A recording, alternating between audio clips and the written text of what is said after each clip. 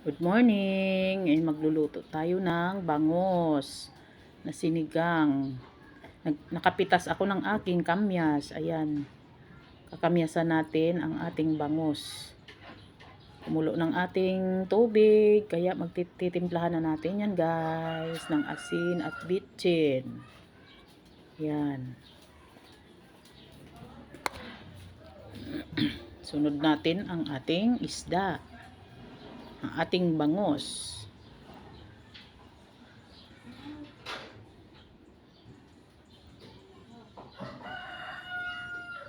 Isang pirasong bangos.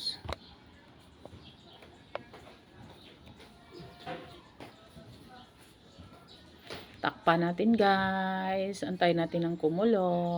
Ayan. Lagyan natin ng sinigang mix. Ang ating pangtimpla kasi kunti lang ating kamyas. Kasi unang harvest lang yon. Masarap, maasim. Tapos, lagyan natin ng sariwang talbos ng kamote. Bagong harvest din. Yan guys, okay na yan. Ang ating sinigang. Luto na yan guys. Prepare na natin guys. Mag-aay na tayo at kakain na.